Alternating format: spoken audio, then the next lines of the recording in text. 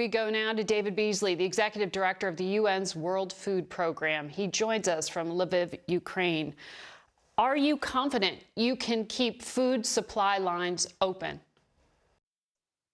No, I'm not. I'm not confident at all. There are places that we can't reach, like in Mariupol and other places where Russian forces have besieged the city and are not allowing us the access we need.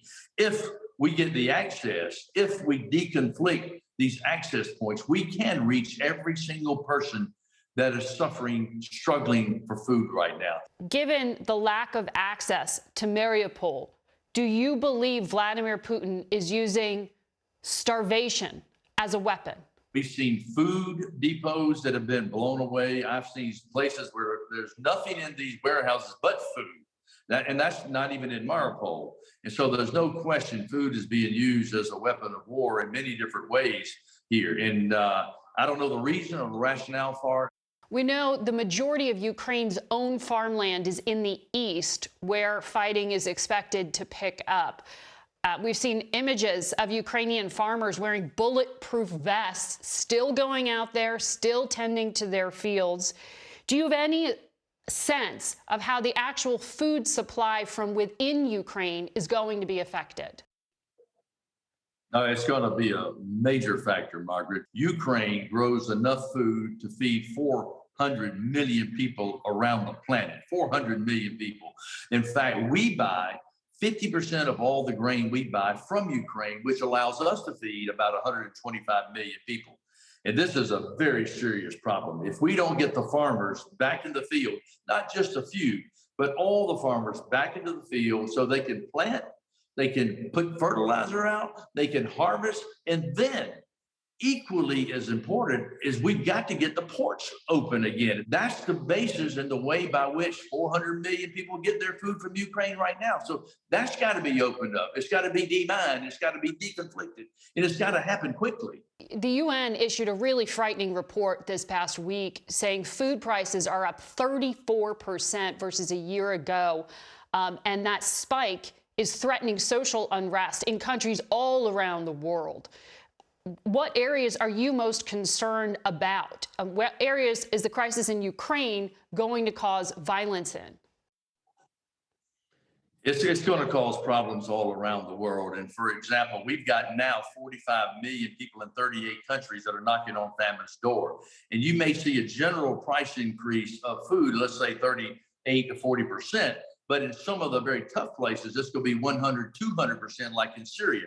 And let me just give you, for example, in Yemen, we've already cut rations to 8 million people by 50%. In Chad, Niger, Mali, we're already seeing an incredible number of people talking about migrating from Central America into the United States, from El Salvador, Guatemala, Honduras. Just pricing is going up, up, up. If we don't get the food that we need to reach the people in need, whether it's in the Middle East, Northern Africa, or in Central America, you're going to have famine, and you will have destabilization of nations, and then you will have mass migration. And this will cost 1,000 times more than if we can get the food and reach the people before they either die or create political unrest or migrate.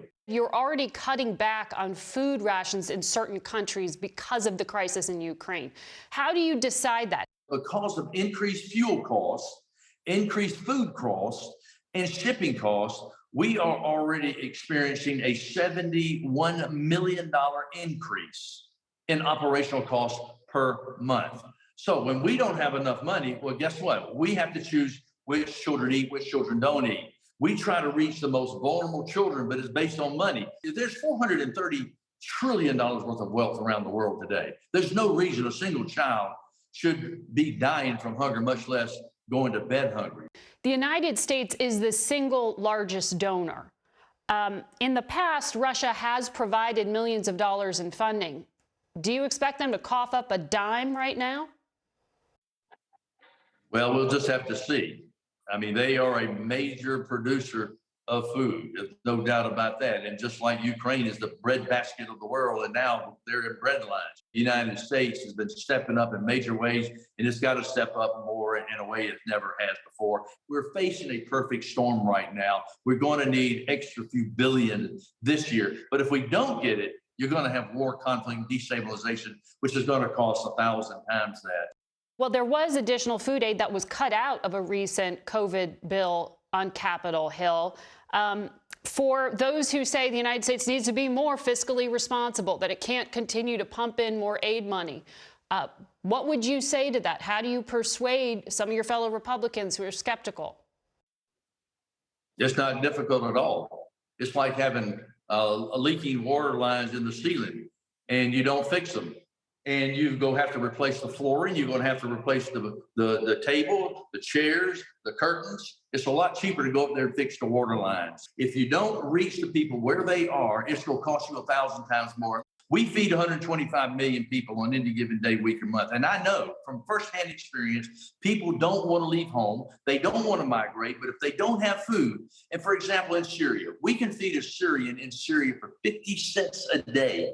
That same Syrian ends up in Berlin or Brussels, the United States. The humanitarian support package is $70 a day.